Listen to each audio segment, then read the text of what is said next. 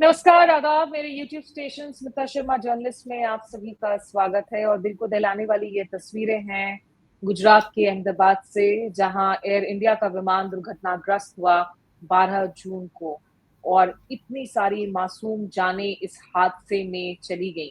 ना केवल वो जो विमान के अंदर सवार थे, यात्री, कैबिन क्रू, बल्कि वो भी जो एयरपोर्ट के नजदीक बीजे मेडिकल में बैठकर लंच कर रहे थे जब ये विमान वहां जाकर क्रैश हुआ।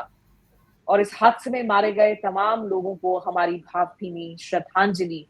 इन परिवार वालों को सांत्वना देने के लिए इस वक्त शब्द जो है निश्चित रूप से वो पर्याप्त नहीं होंगे किसी के भी पास में।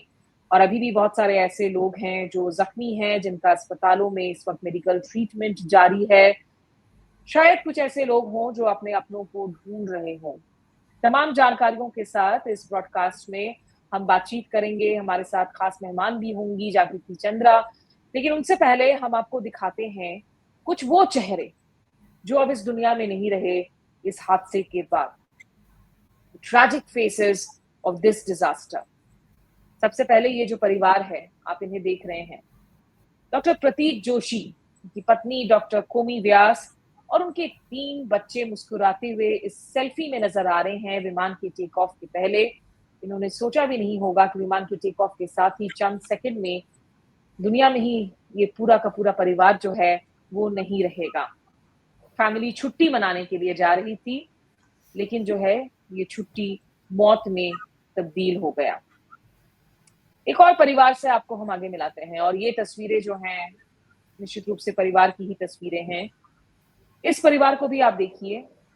ये लंदन के रेजिडेंट हैं और अर्जुन पटोलिया, जिनकी जान गई इस एयर क्रैश में। इनकी कहानी इतनी ज्यादा दुखदायक है क्योंकि ये दरअसल भारत आए हुए थे। इनकी पत्नी कुछ वक्त पहले गुजर गई थी और उनकी पत्नी की ख्वाहिश थी कि उनकी जो एशेज हैं वो नर्मदा नदी में बहाई जाए। तो वो उन्हीं एशेस को नर्मदा नदी में बहाने के लिए लेकर आए थे और वापस जा रहे थे अपनी 2 बेटियों के पास। लेकिन उन दोनों बेटियों के सिर से उनके पिता का साया भी आज खो गया है। हम जहां यात्रियों की बात कर रहे हैं, हम जहां रेजिडेंट्स की बात कर रहे हैं जिनकी जाने गई, बहुत याद ये रखना जरूरी है कि इस विमान में जहां 230 पैसेंजर्स थे, वहीं 12 कैबिन क्रू मेंबर्स भी थे। पायलट, को पायलट के साथ जो कैबिन क्रू मेंबर्स हमेशा तत्पर तरीके से तैयार होते हैं यात्रियों की मदद के लिए, हर संभव कोशिश के लिए। और इस विमान हादसे में मणिपुर की 2 बिल्कुल ही नौजवान लड़कियों की भी जान गई हैं, जो कि यहाँ कैबिन क्रू मेंबर्स थी, एयर होस्टेसेस थी। नांगनथोई शर्मा और लामनुथिम सिंगसोन, इनके गांव में भी मातम पसरा हुआ है और काफी अफरा तफरी की स्थिति थी। जानकारियां हासिल नहीं हो रही थी जब ये विमान दुर्घटनाग्रस्त हुआ। एक और परिवार की तस्वीरें आप तक हम पहुंचाएंगे यहाँ।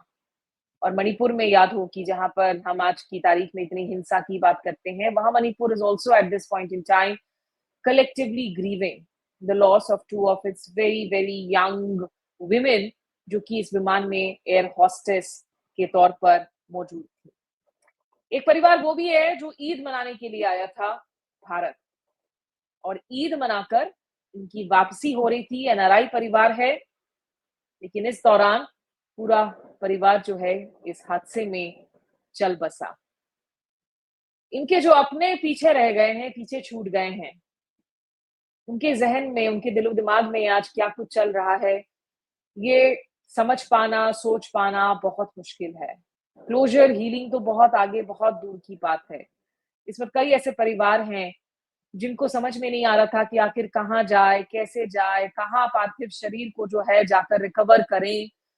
और ये रिपोर्ट्स भी आ रही हैं कि डेड बॉडीज़ की हालत काफ़ी ज़्यादा खराब थी, क्योंकि पूरा का पूरा विमान जो है चार्ड हो गया था, जल गया था।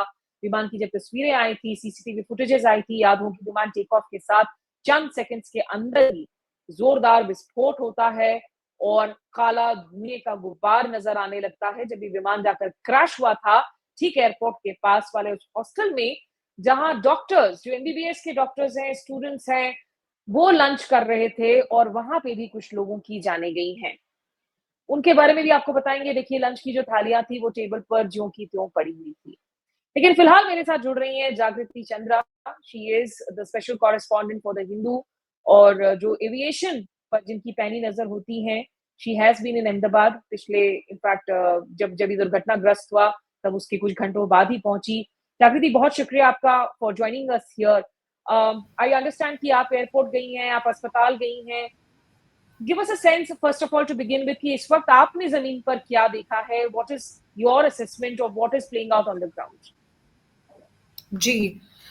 तो स्मिता, मतलब जो पहला दिन था यानी कि थर्सडे जब एक्सीडेंट हुआ, तो सबसे ज़्यादा मतलब एफर्ट यही था कि जितने बॉडीज़ को रिकवर किया जाए, जितने इंजर्ड लोगों को हॉस्पिटल रश करके मेडिकल सपोर्ट प्रोवाइड करा जाए, ये कल पूरा एम्फेसिस रहा। तकरीबन 1:38 पीएम पे हम जानते हैं कि प्लेन ने टेक ऑफ किया, और उस टेक ऑफ करने के बाद एयरबोर्न रहने के 40 सेकंड के अंदर अंदर ये एयरक्राफ्ट क्रैश किया है।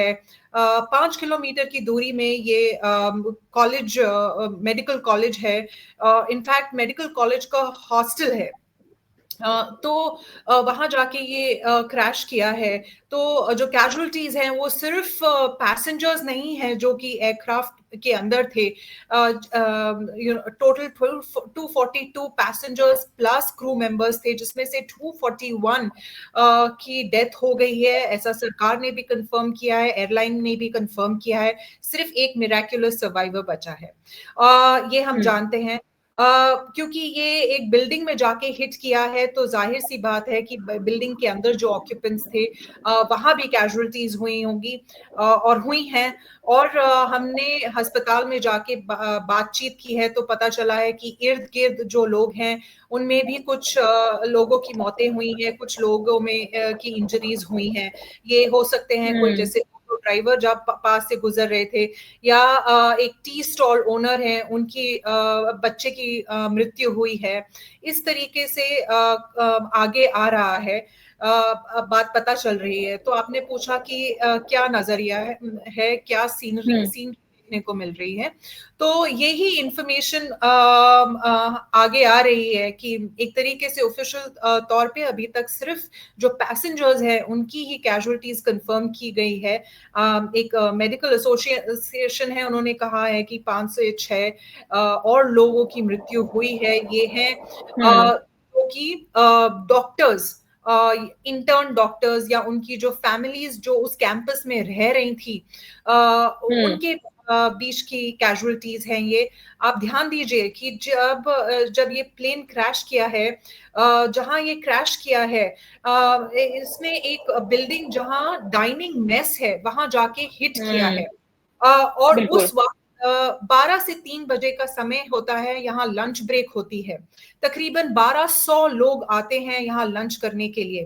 और क्योंकि हम हमारे जो आई विटनेस जिनसे हम बात कर रहे थे, जो अस्पताल में वहाँ एक गार्ड है जिन्होंने कुछ बॉडीज को निकाला है, कुछ इंजर्ड को रेस्क्यू किया है, उन्होंने कहा है कि शुक्र है कि उस वक्त 1:45 बज रहे थे, तकरीबन ब्रेक एंड हो रही थी, और लोग वापस हुँ। अपने पे जाने के लिए तैयार निकल चुके थे।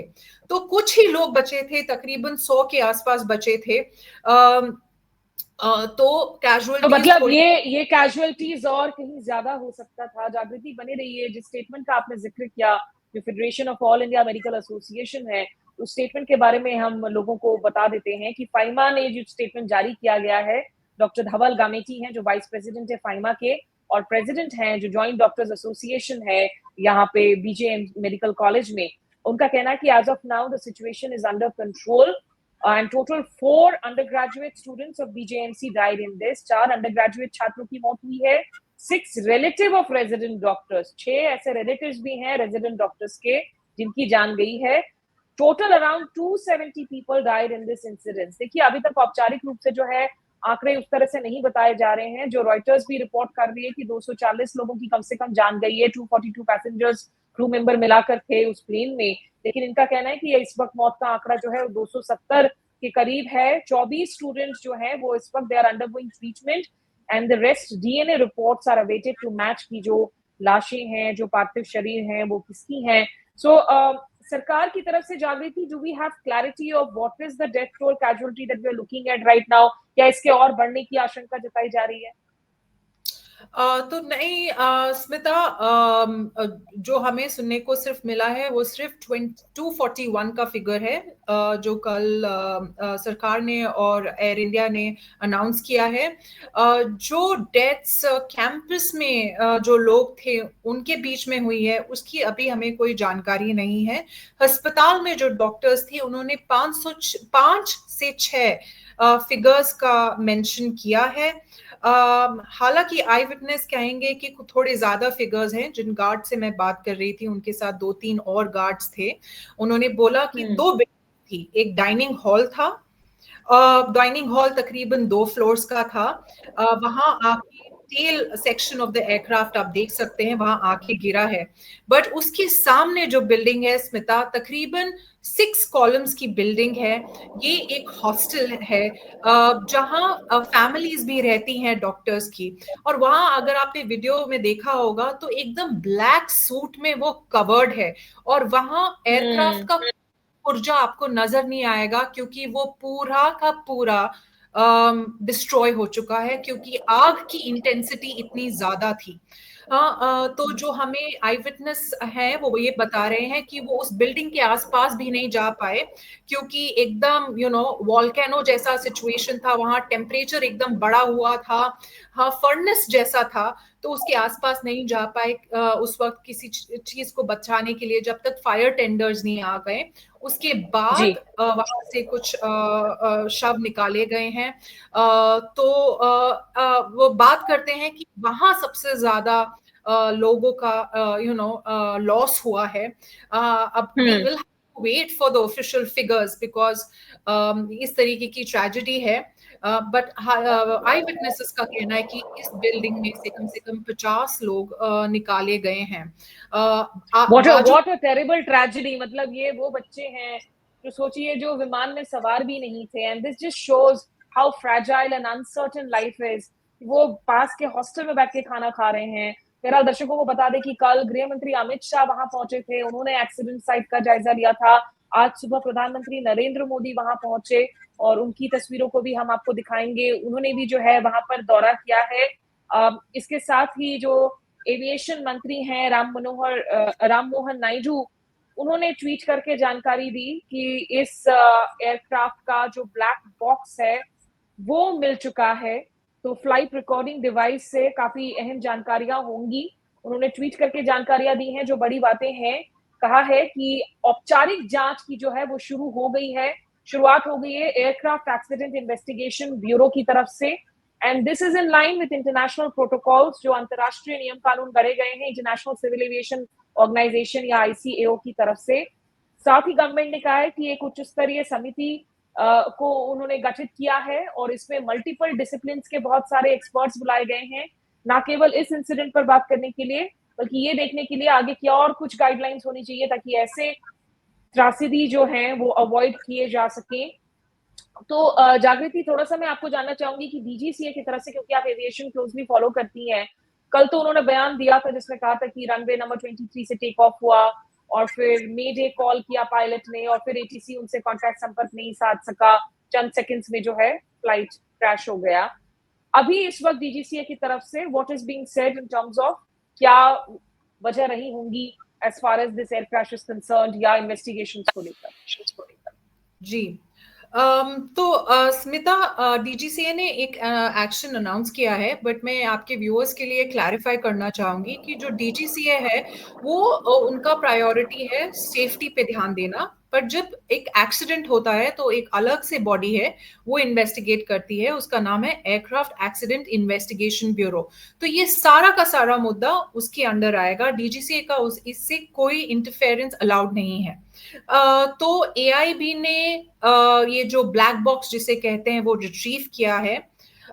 एक तरीके से इस त्रासदी में एक ये हुआ है, अच्छी बात है कि जो टेल ऑफ द एयरक्राफ्ट है वो एक तरीके से the only section of the aircraft है जो एक तरीके से पूरा सलामत था.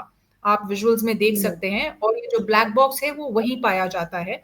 ब्लैक बॉक्स कहते हैं इसे, बट इसमें दो हिस्से होते हैं जिसे कहते हैं सीवीआर और DFDR, cockpit voice recorder and digital flight data recorder.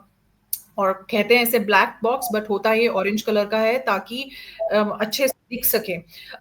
Anyway, तो ये एक एआईबी ने ये फाइंड आउट किया है, और मंत्री जी ने, जो हमारे मिनिस्टर ऑफ सिविल एविएशन है, उन्होंने कहा है कि बहुत बड़ी बात है कि 24 घंटे के अंदर अंदर ये पाया गया है।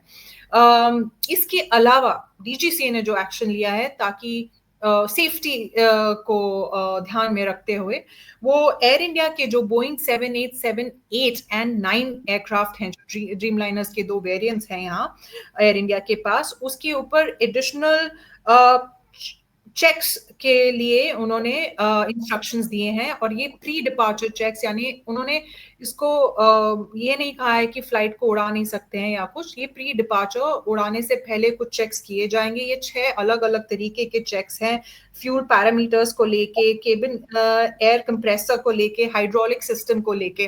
तो इस तरीके के डिफरेंट चेक्स के बारे में बोला गया है। सेफ्टी को इंश्योर करने के लिए ध्यान रखिए, ये जो एयरक्राफ्ट है, ये बड़ा एयरक्राफ्ट है, वाइड बॉडी एयरक्राफ्ट है, ये सारे इंटरनेशनल फ्लाइट्स के लिए इसको उपयोग किया जाता है। और जागृति, इसमें चूंकि there are lot of foreign nationals who have died, including Britishers, Canadian, Portuguese, तो एक तो और आज हमने देखा कि जो ब्रिटिश हाई कमिश्नर हैं यहाँ पर, उन्होंने भी मुलाकातें की मिनिस्ट्री के साथ में, टॉप लीडरशिप के साथ में। क्या इन देशों से भी इन्वेस्टिगेशन की टीमें आ रही हैं? एयर इंडिया के जो सीईओ हैं कैंपबेल विल्सन, उन्होंने भी एक बहुत स्टेटमेंट दिया था, जारी किया था एक दिन पहले, उनके भी पहुंचने की बात थी। तो इन्वेस्टिगेशन कितनी लेयर पर होंगी और कितने स्टेक होल्डर्स होंगे? जी, स्मिता, अभी हमें बाकी देशों की लोकल टीम्स आ रही हैं, इसके बारे में कुछ सुनने को नहीं मिला है। आईकाओ के जो प्रोसीजर है उसमें ये कहा जाता है कि जिस NX 13 करके एक प्रोसीजर है इन्वेस्टिगेशंस के लिए, आईकाओ ध्यान में रखिए यूएन का एविएशन सेफ्टी वॉचडॉग है, उसमें कहते हैं कि जिस देश में जहां एक्सीडेंट हुआ है वहां उनको एविडेंस को एक्सेस कराना है, जो भी इन्वेस्टिगेटिंग बॉडीज हैं। ध्यान रखिए, बोइंग एयरक्राफ्ट है, ये अमेरिकन कंपनी का एयरक्राफ्ट है, तो वहां की NTSB करके ऑर्गेनाइजेशन है, जो वहां की एपेक्स एक्सीडेंट प्रोबिंग एजेंसी है। उन्होंने ऑलरेडी बयान दिया है कि वो AIB की सहायता करेंगे और उनकी टीम यहाँ आएगी। उसके साथ साथ जो DGCA का अमेरिकन काउंटर पार्ट है, FAA, वो भी हो सकता है, उन्होंने कहा है कि हम अपनी हेल्प ऑफर करेंगे।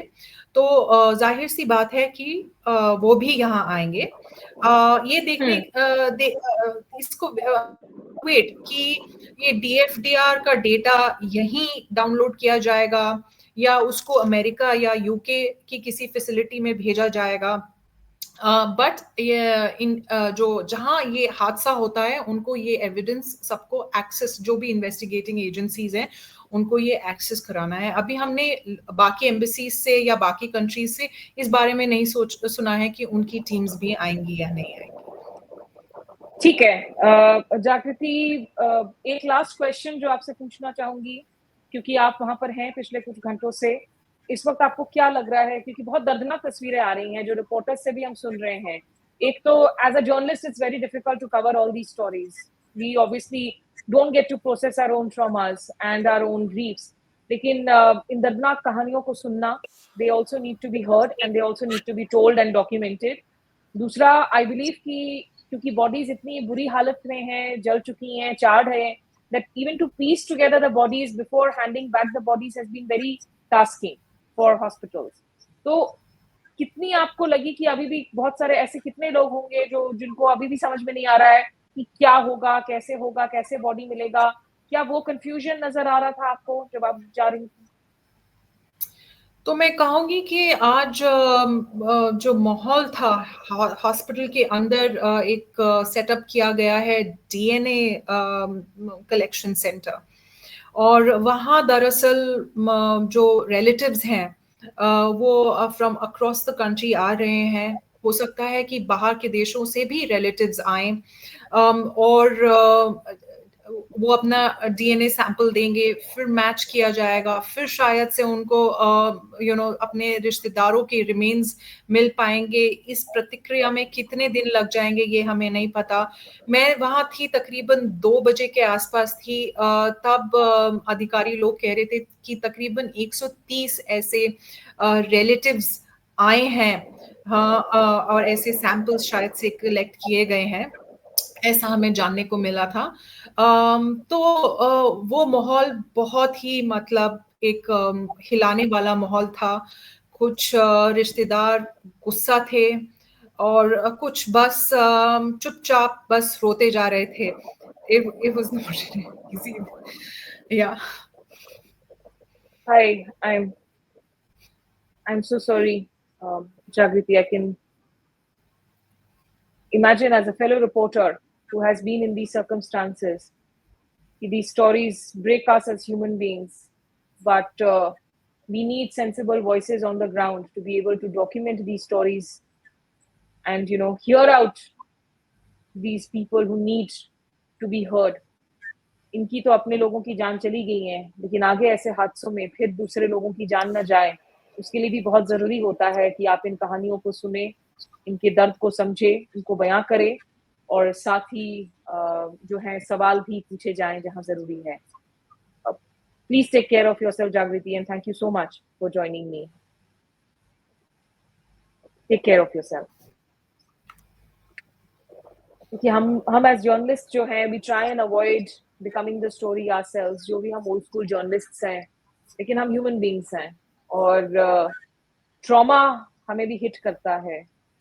आप जब दिन भर इस तरह की आप तस्वीरों को देख रहे हैं, तो वो कहीं ना कहीं आपको हिट कर जाता है और बावजूद इसके of course you have to do that story telling, बिना सेंसेशनलिज्म के, बिना इनसेंसिटिविटी के, बिना चीखे चिल्लाए। और वही कोशिश है हमारी इन ब्रॉडकास्ट में कम से कम, क्योंकि मेन स्ट्रीम मीडिया में जो कुछ देखने को मिल रहा है वो और ज्यादा जो है परेशान करने वाला है।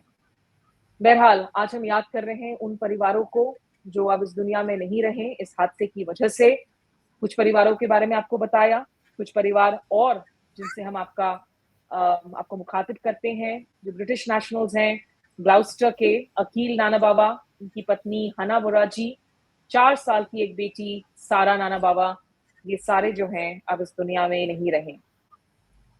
एक और, क्योंकि ब्रिटिश ये फ्लाइट लंदन गैटविक की ओर जा रहा था, तो ब्रिटेन के बहुत सारे नागरिक हैं जो मारे गए हैं। 169 जो हैं वो इंडियन पैसेंजर्स थे, करीब करीब 50 से ज्यादा ब्रिटिश पैसेंजर्स थे। ये फियोंगल एंड जेमी ग्रीनलॉक मीक हैं, ये मैरिड ब्रिटिश कपल हैं। इन्होंने बड़ा प्यारा सा वीडियो बनाया था वहां पर एयरपोर्ट में जब वो चेक इन करके बैठे हुए थे, और इस वीडियो में इनके पीछे विजय रूपानी की लास्ट तस्वीरें नजर आती हैं, गुजरात के पूर्व मुख्यमंत्री जिनका भी देहांत हुआ है, निधन हुआ है इस हादसे में। और वो फ्लाइट को बोर्ड करते वक्त जो है ये वीडियो बना रहे थे। एक और परिवार जिनके बारे में आपको बताया, जावेद सईद, उनकी पत्नी मरियम जो वेस्ट लंदन से हैं, वो भी अपने 2 बच्चों के साथ में इस विमान में सवार थे और दोनों की ही जो है वो जान चली गई। ऐसे बहुत सारे परिवार हैं। आप सोचिए, जो परिवार उजड़ गए हैं, जिन्होंने अपने बेटे को खो दिया है, बेटी को खो दिया है, किसी ने अपनी बहू को खोया है, किसी ने माँ-बाप को, तो कहीं का पूरा परिवार ही उजड़ गया है। रक्षा मोधा हैं, 2 साल की उनका ग्रैंडसन है रुद्र, वो भी इंग्लैंड वापस जा रहे थे मेमोरियल सर्विस के लिए अपने लेट हस्बैंड किशोर के लिए, जिनकी मौत हुई थी कैंसर से इसी साल अप्रैल में।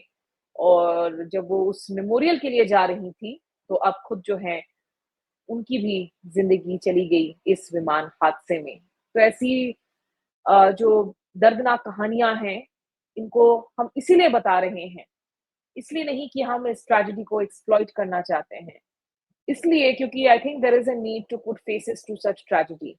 क्योंकि एक तरफ जहां ये वक्त नहीं है स्पेकुलेशंस का, जहां ये वक्त नहीं है कंस्पिरेसी थियरीज का, वहीं ये जरूर बहुत जरूरी है ये कि आगे ऐसे हादसे ना हो, उसके लिए सवाल पूछे जाए कि आखिर क्या हुआ, कहाँ क्या कुछ गलत हुआ। अनुभवी पायलट थे, अनुभवी को पायलट थे, बहुत इनकी फ्लाइंग एक्सपीरियंस थी, फ्लाइंग आवर्स की एक्सपीरियंस थी। क्या ये कोई मैकेनिकल फेलियर था। ड्रीमलाइनर कोई हल्का एयरलाइनर नहीं है, ये दुनिया के सबसे जो है मशहूर एयरक्राफ्ट्स में शामिल है। इस ड्रीमलाइनर में आखिर क्या हुआ? ये सारी चीज़ें पता चलेंगी इन्वेस्टिगेशन से। सवाल पूछते रहना हम जर्नलिस्ट्स का काम है, ये हम पूछेंगे, लोगों के दर्द को बयाँ करना, वो भी हमारा काम है, वो भी हम आगे पूछते रहेंगे। फिलहाल के लिए मेरे साथ अभी बस इतना ही, और एक बार फिर से जो लोग अब इस दुनिया में नहीं रहे, उनको हमारी श्रद्धांजलि। जो अपने पीछे जो परिवार वालों को छोड़ गए हैं, उनके दोस्तों को, उनके कोलीग्स को, उनको जैसे स्ट्रेंथ मिले मुश्किल और दुःख की इस घड़ी में। जो लोग ज़ख्मी हैं, वो जल्द से जल्द ठीक हो सके। जो एकमात्र सोल सर्वाइवर हैं, जो मिराकुलसली सर्वाइव, जिनके बारे में सर्वाइव करने ब्रिटिश नेशनल हैं, he was the only survivor. Row number 11 की इमरजेंसी एग्जिट के पास की सीट में बैठे हुए थे। उन्होंने कुछ मीडिया हाउसेस से बात की है और उन्होंने कहा कि भई पता नहीं क्या कुछ हुआ। अब इनके ऊपर भी बहुत इमोशनल और मेंटल ट्रॉमा होगा। आने वाले दिनों में शायद कुछ बातें इनको और याद आएँ। बहरहाल आज के लिए बस इतना ही, और हम बस सबके लिए दुआएँ ही कर सकते हैं, प्रेयर्स कर सकते हैं और उम्मीद कर सकते हैं कि बहुत गंभीरता से इस पूरे हादसे की इन्वेस्टिगेशन हो, ट्रांसपेरेंट तरीके से इन्वेस्टिगेशन हो, उन रिपोर्ट्स को सामने रखा जाए और ये सवाल ज़रूर जो हैं तमाम स्टेक होल्डर्स से पूछा जाए कि आखिर क्या हुआ जिसकी वजह से इतनी जानें चली गईं। हमारे साथ जुड़ने के लिए नमस्कार, आदाब, शुक्रिया।